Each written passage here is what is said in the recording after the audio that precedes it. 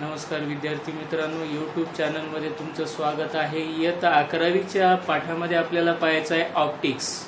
Optics is a branch of physics which deals the study of image formation due to the properties of light which can be propagated in a medium, different type of medium, so that the wave can be propagated in that medium, and there is a different properties which are studied by using the light energy, and that study of light energy we have to study that branch of science of physics. We can say it as a optics, त्याला आपण optics असं म्हणतो। या ऑप्टिक्सच्या स्टडीमध्ये आपण image formation आणि वेगवेगळ्या प्रकारचे ऑप्टिकल डिव्हाइसेस या ठिकाणी आहेत। उदाहरणामध्ये आपण पाहिलेले आहेत वेगवेगळ्या प्रकारचे लेन्सेस, बिंग आहेत, वेगवेगळ्या प्रकारचे ऑप्टिकल डिव्हाइसेस आहेत, ज्याच्यामध्ये प्रिझम पाहिलेला आहे। प्रिझम मधून 7 वेगवेगळे कलर्स त्या ठिकाणी तयार होतात। तसंच दुसरं एक डिव्हाइस आपण पाहिलेलं आहे आरसे। आरसे वेगवेगळ्या प्रकारचे आहेत, प्लेन आरसा आहे, चौकोनी आरसा आहे, गोलीय आरसा आहे, वेगवेगळ्या प्रकारचे गोलीय आरसे आपण पाहतो। त्याच्यामध्ये आंतरवक्र आरसे, बहिर्वक्र आरसे, अशा वेगवेगळ्या प्रकारचे आपण डिव्हाइस पाहतो। त्या डिव्हाइस मधून ज्या वेळेस लाईट एनर्जी पास होते त्यावेळेस त्या ठिकाणी जी काही इमेज किंवा प्रतिमा तयार होते ती प्रतिमेचा आपल्याला या ऑप्टिक्स मध्ये आपल्याला अभ्यास करायचा आहे। तो अभ्यास करत असताना आपल्याला फक्त या ठिकाणी इमेज कशा पद्धतीने फॉर्मेशन होते त्यासाठी आपल्याला light energy newly earlier 20th century 20व्या शतकामध्ये आपल्याला 21व्या शतकामध्ये light energy is a form of electromagnetic wave. Light energy ही एक इलेक्ट्रोमॅग्नेटिक वेव्ह आहे की लाईट एनर्जीची व्हेलॉसिटी किती आहे? लाईट एनर्जीची velocity c = 3 × 10⁸ metre per second एवढी ट्रेमेंडस लाईटची व्हेलॉसिटी आहे। ज्यावेळेस सूर्य उगवतो त्यावेळेस सूर्याचा प्रकाश हा सर्व ठिकाणी काय होतो, पसरला जातो। त्यामुळे या ठिकाणी लक्षात येईल की आपल्याला लाईटची व्हेलॉसिटी ही जास्त आहे, साऊंडच्या व्हेलॉसिटी पेक्षाही लाईटची व्हेलॉसिटी जास्त आहे। आता आपल्याला फक्त या ठिकाणी लक्षात ठेवायचं की light energy is a form of electromagnetic wave. हे 13व्या धड्यामध्ये आपल्याला पाहायचं इलेक्ट्रोमॅग्नेटिक वेव्ह स्टडी करत असताना लाईटचं ड्युअल नेचर आहे, दुहेरी नेचर आहे। लाईट काही वेळेला काय होते की पार्टिकलच्या रूपामध्ये असते, तर काही वेळेला लाईट ही एनर्जीच्या रूपामध्ये असते। म्हणजे या ठिकाणी स्मॉल पार्टिकल्स ज्यावेळेस असतील तर त्यावेळेस पार्टिकल नेचर ऑफ लाईट म्हणजे आपल्याला पाहता येते की सोलार सिस्टीम मध्ये आपण पाहतो की सोलार एनर्जीचं रूपांतर हे इलेक्ट्रिकल एनर्जी मध्ये होते। मग त्या ठिकाणी पार्टिकल्स फॉर्म्स असतात। This particles are called as a photons, आणि या फोटॉन एनर्जीचं रूपांतर कशामध्ये केलं जाते, तर याचं रूपांतर इलेक्ट्रिकल एनर्जी मध्ये कन्व्हर्शन केलं जाते। म्हणजे या ठिकाणी energy is light energy is a dual nature and also that energy which can be propagated in the form of electromagnetic wave। आणि लाईट एनर्जी या ठिकाणी प्रोपोगेट होत असताना त्याला कोणत्याही प्रकारचा मीडियमची आवश्यकता नाही। उदाहरणामध्ये आपल्याला इलेक्ट्रिक करंट पास करायचा असेल तर इलेक्ट्रिक करंटला मेटल वायरची आवश्यकता असते। This is a medium of the electric current. Current pass करण्यासाठी आपल्याला तारेची आवश्यकता असते। तशी या ठिकाणी लाईट एनर्जी प्रोपोगेट होण्यासाठी कोणत्याही मीडियमची आवश्यकता नाही, ती कोणत्याही मीडियम मधून पास होऊ शकते किंवा प्रोपोगेट होऊ शकते। अशी जी काही एनर्जी आहे त्याला आपण इलेक्ट्रोमॅग्नेटिक एनर्जी म्हणतात। इलेक्ट्रोमॅग्नेटिकचा अर्थ त्याच्यामध्ये इलेक्ट्रिक फील्ड वेक्टर आणि मॅग्नेटिक फील्ड वेक्टर हे दोन्ही वेक्टर एकमेकांच्या म्युच्युअली परपेंडिक्युलर असतात। आणि त्या ठिकाणी vector we have to study the vector representation. आपण वेक्टर पाहणार आहोत की त्या वेक्टर मध्ये काय सांगितलेलं आहे की वेक्टर ऍडिशन किंवा मल्टिप्लिकेशन होत असताना अल्जेब्रिक रूलचा वापर न करता त्या ठिकाणी मॅथमॅटिकल मेथड्स आपल्याला यूज करावे लागतात। त्यामुळे या दोन्ही वेक्टरचं प्रोपोगेशन आपल्याला काढायचं असेल, वेव्ह प्रोपोगेशन काढायचं असेल इलेक्ट्रोमॅग्नेटिक वेव्हचं, तर त्या ठिकाणी आपल्याला त्या पद्धतीने स्टडी करायची असते।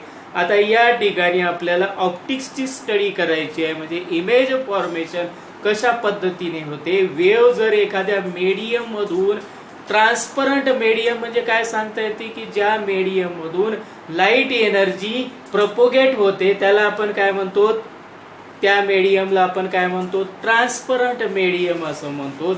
लाईट एनर्जी ज्याच्यामधून पास होत नाही त्याला ओपॅक मीडियम असं म्हणतो. त्या मीडियम मधून लाईट एनर्जी पास होत नाही किंवा प्रपोगेट होत नाही, उदाहरणामध्ये लाकूड आहे, त्याच्यानंतर भिंत आहे, या भिंतीमधून लाईट एनर्जी पास होत नाही किंवा त्याचं रिफ्लेक्शन होत नाही किंवा रिफ्रॅक्शन होत नाही. These are the properties of light wave. Light वेव्हच्या ह्या काय प्रॉपर्टीज आहेत, या प्रॉपर्टीची आपण स्टडी करत असतो. रिफ्लेक्शन, रिफ्रॅक्शन, डायफ्रॅक्शन, पोलरायझेशन, त्यानंतर क्वांटम इफेक्ट्स, ह्या सर्व गोष्टी कशाशी रिलेटेड आहेत, लाईट एनर्जीशी रिलेटेड आहेत. आणि लाईट एनर्जीमुळे त्या ठिकाणी आपल्याला त्याच्या प्रॉपर्टीज पाहायच्या आहेत. त्याचबरोबर त्या ठिकाणी केलेले आपण लॉज किंवा प्रिन्सिपल त्या ठिकाणी मांडणार आहोत. त्याची जी काही शाखा आहे त्याला आपण ऑप्टिक्स असं म्हणतो. आता लक्षात ठेवा की लाईट एनर्जी आपल्याला स्टडी करत असताना 3 वेगवेगळ्या कॅटेगरीज पडतात. पहा बोर्डावर आपण सांगितल्याप्रमाणे optics is the branch of physics which study the image formation in a medium due to light properties by scientific method. Light categories किती प्रकार पडतात, आपण त्यानुसार लाईटच्या कॅटेगरीज या 3 प्रकारात आहेत. पहिली जी कॅटेगरी आहे त्याला आपण रे ऑप्टिक्स और जॉमेट्रिकल ऑप्टिक्स मेथड असं म्हणतात. या जॉमेट्रिकल ऑप्टिक्स मेथड मध्ये वेव्ह ऑप्टिक्स और फिजिकल ऑप्टिक्स ही दुसरी प्रॉपर्टी झाली. This is your second property, that is wave optics और फिजिकल ऑप्टिक्स. तिसरी जी काही मेथड आहे त्याला आपण पार्टिकल नेचर ऑफ लाईट असं म्हणतो. म्हणजे या 3 पद्धतीमध्ये लाईट कॅटेगरीज काय केलेली आपण मेनली आपण त्याच्या कॅटेगरीज पाडलेल्या आहेत. पहिल्या कॅटेगरीमध्ये रे ऑप्टिक्स म्हणजे काय सांगता येते. Ray is a light which is a travel in a homogeneous and isotropic medium. समजा आपण काय सांगितलं की लाईट हा सरळ रेषेमध्येच प्रवास करतो, ए ठिकाणाहून बी ठिकाणी जाईल, तो रिव्हर्स लाईट येणार नाही. रिव्हर्स लाईट येणार नाही तर लाईट हा प्रपोगेट होताना स्ट्रेट लाईन काय होईल, पास होईल. This is a ray optics study किंवा जॉमेट्रिकल ऑप्टिक्स स्टडी, ज्याच्यामध्ये आपण लाईट हा फक्त रे म्हणून वापरला जातो. त्या स्टडीला आपण रे ऑप्टिक्स किंवा जॉमेट्रिकल ऑप्टिक्स असं म्हणतो. रे ऑप्टिक्स आणि जॉमेट्रिकल ऑप्टिक्स मध्ये आपण काय स्टडी करतो या ठिकाणी. रे ऑप्टिक्स आणि जॉमेट्रिकल ऑप्टिक्स मध्ये स्टडी करत असताना आपल्याला रिफ्लेक्शन फेनॉमेना, रिफ्रॅक्शन फेनॉमेना आपण पाहतो. म्हणजे ज्या ठिकाणी आपण लाईट हा रेच्या रूपामध्ये पाहतो त्याला आपण रे ऑप्टिक्स असं म्हणतो. रे ऑप्टिक्स और जॉमेट्रिकल ऑप्टिक्स. जॉमेट्रिकल ऑप्टिक्स याच्यामध्ये कशाची स्टडी करायची आहे आपल्याला, तर फेनॉमेना कोणती प्रॉपर्टीज आहे, रिफ्लेक्शन फेनॉमेना आपल्याला पाहायचा आहे. त्यानंतर रिफ्रॅक्शन फेनॉमेना आपल्याला पाहायचा आहे. त्यानंतर डबल रिफ्लेक्शन, डबल रिफ्रॅक्शन,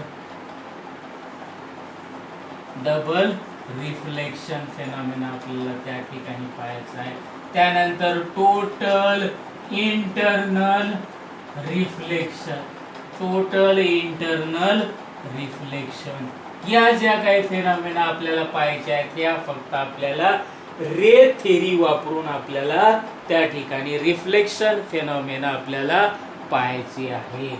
याला आपण रे थेरी मेथड्स म्हणतो. क्लासिकल मेथड्स आपण या ठिकाणी क्लासिकल थेरी ऑफ फिजिक्सचा वापर करतो आणि रे ऑप्टिक्स आपण त्या ठिकाणी त्याच्या प्रॉपर्टीज आपण स्टडी करतो. त्याच्या वेगवेगळ्या प्रॉपर्टीज कोणत्या आहेत लाईटच्या, लाईटची प्रॉपर्टी आता सांगितल्याप्रमाणे रिफ्लेक्शन, रिफ्रॅक्शन, इंटरफरन्स, डायफ्रॅक्शन, पोलरायझेशन या सगळ्या काय लाईटच्या प्रॉपर्टीज आहेत. एकानंतर एक आपण प्रॉपर्टीज काही 8वी ते 5वी ते 10वी पर्यंत आपण काही प्रॉपर्टीज त्या ठिकाणी पाहिलेले आहेत. प्रकाशाचे परावर्तन, प्रकाशाचे अपवर्तन हे आपण त्या ठिकाणी पाहिलेले आहेत. त्या पद्धतीमध्ये आपल्याला जी काही स्टडी करतो ती स्टडी कोणती आहे?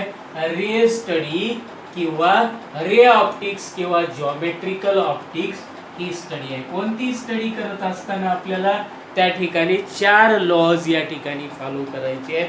कोणती असो, पहिली मेथड असो, दुसरी मेथड असो किंवा तिसरी कॅटेगरी असो, तिन्ही कॅटेगरी मध्ये आपल्याला 4 लॉज या ठिकाणी मूलभूत लक्षात ठेवायचे आहेत. ते 4 लॉज घेऊया आणि त्याचबरोबर दुसरी मेथड काय सांगितलेली आहे की वेव्ह थेरी, वेव्ह ऑप्टिक्स किंवा त्यालाच काय म्हणलेलं आहे वेव्ह ऑप्टिक्स और फिजिकल ऑप्टिक्स. फिजिकल ऑप्टिक्स या वेव्ह ऑप्टिक्स किंवा फिजिकल ऑप्टिक्स मध्ये आपल्याला काय कशाची स्टडी करायची आहे? It is a form of wave. Light is a electromagnetic wave आणि इलेक्ट्रोमॅग्नेटिक वेव्ह स्टडी करत असताना जर या ठिकाणी लाईटच्या अशा 2 वेगवेगळ्या वेव्ह एकमेकांच्या विरुद्ध दिशेने जर का या ठिकाणी आलेल्या असतील तर या ठिकाणी काय होते? इंटरफरन्स तयार होते. This is called interference of wave. हे आपल्याला 12वी ला पाहायचं आहे. वेव्ह थेरी ऑफ लाईट आणि इंटरफरन्स ऑफ लाईट, ज्याच्यामध्ये आपण वेव्ह थेरी ऑफ ऑप्टिक्स मध्ये पाहतो की इंटरफरन्स, त्यानंतर डायफ्रॅक्शन आणि त्यानंतर पोलरायझेशन. पोलरायझेशन या ज्या काही प्रॉपर्टीज आहेत या properties wave theory of light याच्या अनुषंगाने काय केलेले आहेत? आपण त्याच्या प्रॉपर्टीज त्या ठिकाणी स्टडी केलेल्या आहेत. This is a Huygens theory. Huygens wave theory याला काय म्हणतो आपण? हायजन्स वेव्ह थेरी असं म्हणतो. ती आपल्याला 12वी ला पाहायची आहे, ज्याच्यामध्ये डायफ्रॅक्शन, इंटरफरन्स आणि पोलरायझेशन आपल्याला पाहायचं आहे. तर पहिल्या मेथड मध्ये reflection, refraction, double refraction, total internal reflection आणि या ठिकाणी डिस्पर्शन फेनॉमेना. डिस्पर्शन म्हणजे या ठिकाणी स्प्लिटिंग ऑफ लाईट. लाईट काय होते? स्प्लिट होते. एका मीडियम मध्ये जाऊन लाईट वेव्ह काय होतात? त्याचे वेगवेगळ्या प्रकारे स्प्लिटिंग होतात आणि 7 कलर तयार होतात. त्याला आपण इंद्रधनुष्य कलर म्हणतो. त्या ठिकाणी स्प्लिटिंग होत असताना ती जी काही स्टडी करतो, this study is a geometrical methods किंवा रे ऑप्टिक्स मेथड ना आपण ही स्टडी करतो. त्यालाच आपण काय म्हणलेलं आहे? Double reflection. या ठिकाणी डबल रिफ्लेक्शन फेनॉमेना झालेली असते. Double reflection phenomena is a dispersion phenomena. हे पाहूया आपण पुढच्या ह्याच्यामध्ये.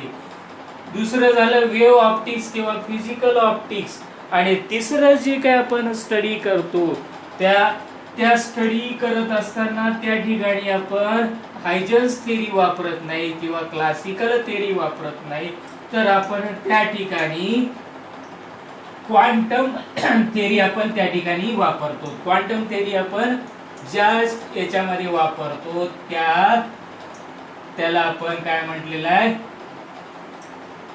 Particle nature of light. Light is a form of particle that is called Newton's corpuscular theory. Newton's corpuscular theory. न्यूटन्सने एक थेरी मांडलेली होती की लाइट हा पार्टिकलच्या रूपामध्ये आहे. पुढे जाऊन त्याच पार्टिकलचं नाव काय ठरवण्यात आलं? Particle is nothing but it is a photon. त्या पार्टिकलला काय नाव दिलेलं आहे?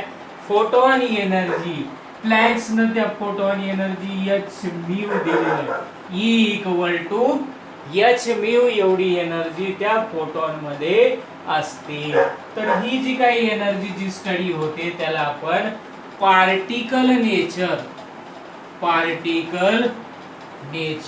म्हणतो. आपण पार्टिकल नेचर ऑफ लाईट या तिसऱ्या प्रकारामध्ये आपण पाहतो. त्या स्टडीला आपण ऑप्टिक्सच्या लाईटच्या स्टडीला आपण पार्टिकल नेचर ऑफ लाईट असं म्हणतो. ही तिसऱ्या प्रकारामधली स्टडी आहे ज्याच्यामध्ये आपण फोटॉन एनर्जीचा अभ्यास करतो. Light is a form of photon energy, ज्याच्यामध्ये आपण क्रॉम्प्टन इफेक्ट पाहतो. Crompton effects, photo electric effect, photo electric effect, हे सगळे इफेक्ट ज्याच्यामध्ये स्टडी करतात त्याला आपण पार्टिकल नेचर ऑफ लाईट असं म्हणतो. आणि या पार्टिकल नेचर मध्ये light has a dual nature, म्हणून काय म्हणतो, light energy, light have dual nature, दुहेरी नेचर आहे. Sometimes light behaves as a wave, sometimes light behave as a particle. काही वेळेला लाईटचं रूपांतर कशामध्ये होते, तर पार्टिकल किंवा फोटॉन मध्ये होते, तर काही वेळेला लाईटचं रूपांतर हे वेव्ह मध्ये होते. आणि वेव्ह ही एका सरळ रेषेमध्ये काय होते, प्रपोगेट होते. आणि सरळ रेषेमध्ये प्रपोगेट होते म्हणून आपण त्याला काय म्हटलेलं आहे, रे थेरी, रे ऑप्टिक्स थेरी.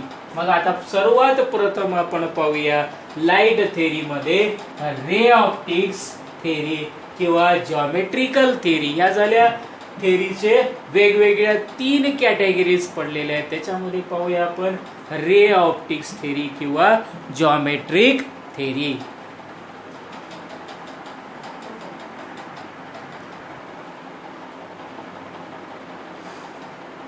आता पाहूया की रे ऑप्टिक्स मध्ये, रे ऑप्टिक्स और जॉमेट्रिकल ऑप्टिक्स मध्ये आपल्याला पाहिजे की mainly geometrical optics depends on the ray and the ray which can be geometrical method, image formation by using the ray, that formation by using optical devices. Optical devices कोणकोणते असतात, त्याच्यामध्ये आरसे असतात, वेगवेगळ्या प्रकारचे लेन्सेस वापरल्या जातात, प्रिझम वापरल्या जातो किंवा ऑप्टिकल केबल वायर वापरल्या जातो. ज्याच्यामधून काय होईल, double reflection, total internal reflection होईल आणि लाईट एनर्जी याच्यामधून पास होईल. जी पास होते त्याला केबल वायर म्हणतो. जसं करंटच्या वायर मधून करंटची एनर्जी पास होते, तसं याच्यामधून लाईट एनर्जी पास होते. आणि ही लाईट एनर्जी काय असते, इलेक्ट्रोमॅग्नेटिक लाईट एनर्जी या ऑप्टिकल केबल वायर मधून पास होत राहते. मग अशी या ठिकाणी आपण इमेज फॉर्मेशन किंवा लाईट एनर्जी या ठिकाणी इलेक्ट्रोमॅग्नेटिक वेव्ह काय होते, रिफ्लेक्ट होत जाते. Double reflection, total internal reflection या ठिकाणी होते. मग याचे आपल्याला 4 वेगवेगळे फंडामेंटल काय करता येतात, लॉज मांडता येतात. काही लॉज आपण, बरेचसे लॉज आपण पाहिलेले आहेत 5वी ते 10वी मध्ये. त्यामध्ये पहिला लॉ असा आपल्याला सांगता येतो की लाईट एनर्जी किंवा लाईट ही एक सरळ रेषेमध्ये काय होते, प्रपोगेट होते किंवा ट्रॅव्हल होते. लाईट हा सरळ रेषेमध्ये ट्रॅव्हल होतो कोणत्याही होमोजिनियस आणि आयसोट्रोपिक मीडियम मध्ये. लाईट हा स्ट्रेट लाईन काय होतो, ट्रॅव्हल होतो. दिस इज अ फर्स्ट लॉ. त्याला काय म्हटलेलं आहे, होमोजिनियस अँड आयसोट्रोपिक मीडियम असेल त्या मीडियम मध्ये लाईट हा सरळ रेषेमध्ये काय होतो, ट्रॅव्हल होतो. हा पहिला लॉ झाला. 4 लॉ पैकी हा पहिला लॉ आहे. दुसरा लॉ आपल्याला काय सांगता येते, सेकंड लॉ.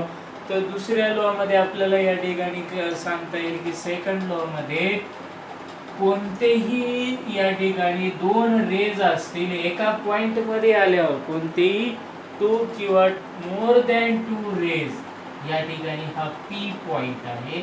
या पी पॉइंट मधून हा रे या ठिकाणावर पास झाला, लाईट रे. त्यानंतर दुसरा रे या ठिकाणाहून आला, या ठिकाणाहून असा प्रोपोगेट झाला. पी पॉइंटच्या ठिकाणी इंटरसेक्ट झाला. हा रे इंटरसेक्ट झाल्यामुळे याच्या डायरेक्शन मध्ये काहीही फरक पडला नाही, तो त्याच दिशेने लाईट तिकडे गेला, परत या पॉइंट मध्ये इंटरसेक्ट झाला आणि तो या दिशेने परत तो त्याच दिशेने परत निघाला, स्ट्रेट लाईन मोशन मध्ये तो स्ट्रेट लाईन ट्रॅव्हल करत गेला. ज्यावेळेस दोन रे एका ठिकाणी आल्यामुळे त्या ठिकाणी काय होईल की ते रेज अफेक्ट होणार नाहीत, कसल्याही प्रकारचं एकमेकांमध्ये अफेक्टिंग न होता ते काय होतील, तिथून पास होतील आणि या पॉइंट मधून ते सहज त्या ठिकाणी पास होतात. हा झाला सेकंड लॉ. सेकंड लॉ आपल्याला काय सांगता येईल? Second law, two or more ray can intersect at a point without affecting their path. म्हणजे यांची पाथ ही बदलणार नाही, या ठिकाणी अफेक्ट जरी झाले तरी त्यांची पाथ किंवा डायरेक्शन या ठिकाणी चेंज होणार नाही. This is your second law. Second law काय सांगतात? Two or more than two ray, more than two rays, more than two rays can intersect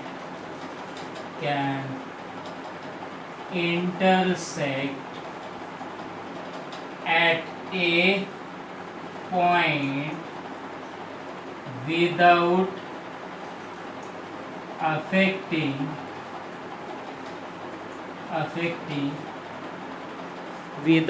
affecting their path, without affecting their path, without affecting their path beyond that point, beyond that point. This is your second law. तुमचा काय सांगता येईल या ठिकाणी?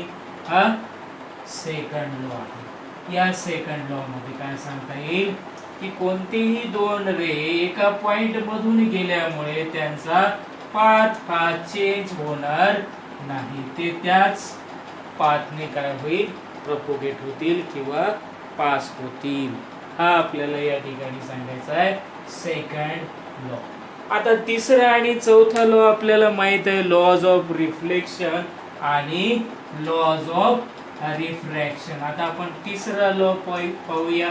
Optics, geometrical optics मध्ये किंवा ray optics मध्ये आपल्याला तिसरा लॉ या ठिकाणी पाहायचा आहे. हा सेकंड लॉ झाला. त्यानंतर आपल्याला पाहायचा आहे तिसरा लॉ. थर्ड लॉ आपण पाहूया.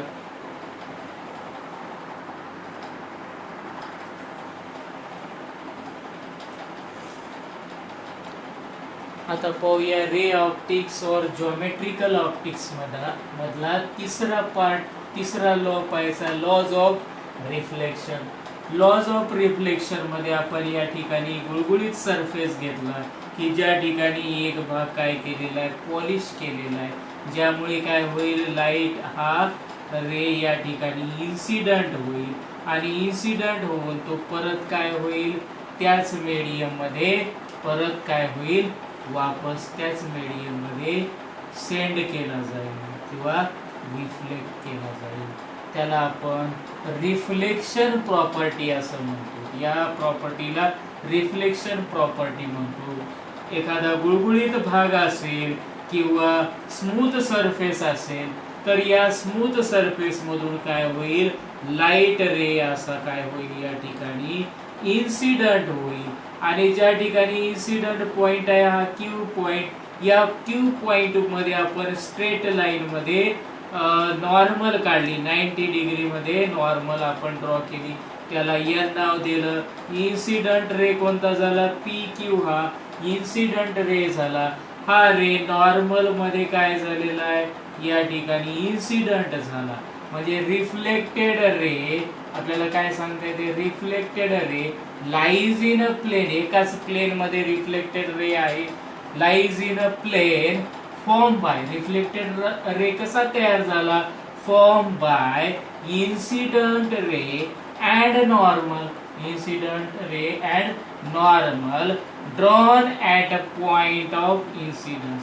या ठिकाणी ड्रॉन केलं त्या ठिकाणी पॉइंट ऑफ इन्सिडन्स मुळे हा रिफ्लेक्टेड रे तयार झाला आणि या ठिकाणी आपण नॉर्मल त्या पॉइंट मध्ये काढली.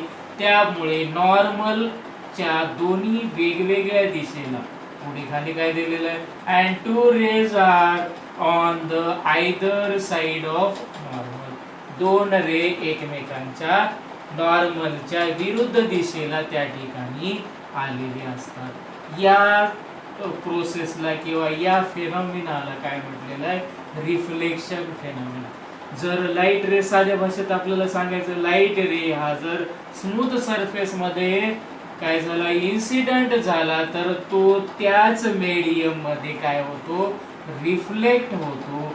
त्याच मीडियम मध्ये रिफ्लेक्ट झालेल्या प्रॉपर्टीला, लाईटच्या प्रॉपर्टीला आपण रिफ्लेक्शन फेनॉमिना असं म्हणतो.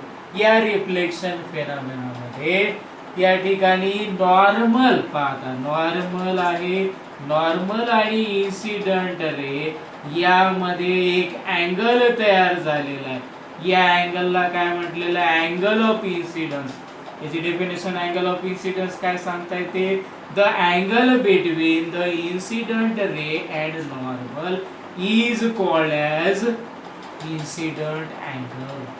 आणि नॉर्मल आणि रिफ्लेक्टेड रे यामध्ये एक कोन तयार झाला, अँगल तयार झाला, त्याला आपण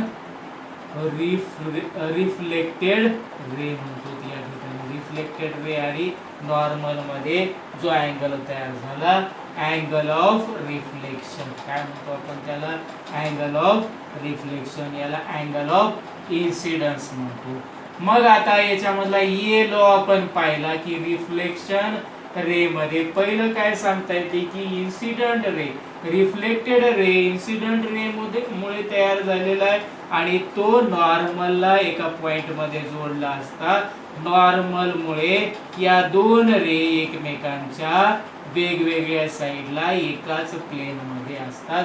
हा पहिला लॉ झाला. तर दुसरा लॉ आपल्याला या ठिकाणी काय सांगता येते की angle of incidence is equal to angle of reflection.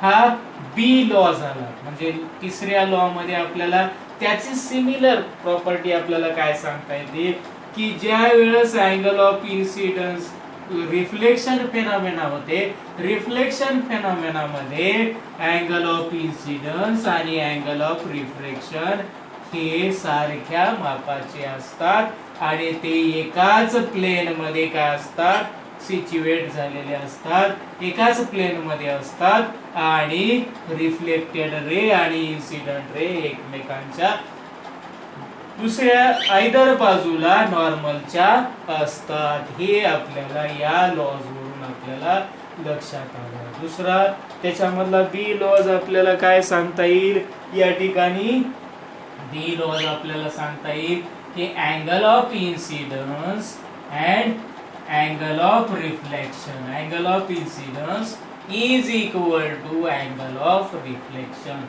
B laws आपल्याला सांगता येते angle of incidence is equal to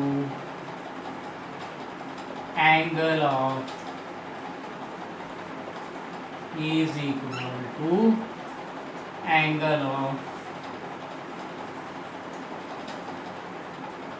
reflection is equal to angle of reflection. म्हणजे माप कोन I बरोबर आहे माप कोन R. हे आपण सांगितलेलं आहे. या प्रॉपर्टीजला काय म्हणतात, लॉज ऑफ रिफ्लेक्शन. लाईटचं गुणधर्म काय, लाईट एखाद्या स्मूथ एरियामध्ये जर इन्सिडेंट झाला तर त्या ठिकाणी त्याचं रिफ्लेक्शन होते. मग एखादा स्मूथ सरफेस असेल तर त्या स्मूथ सरफेस मध्ये मॅक्सिमम काय होते, रिफ्लेक्शन होते आणि काही भागामध्ये काय होते, त्याचं रिफ्रॅक्शन होते. त्यामुळे आपण काय म्हणतो, in a smooth surface when the light is incident the partially light should be reflected and partially refracted. Mainly maximum light should be reflected back to the same medium. The property is called as reflection property. त्या प्रॉपर्टीला आपण reflection property असं म्हणतो. आता आपण पाहूया चौथी property, lodge of refraction.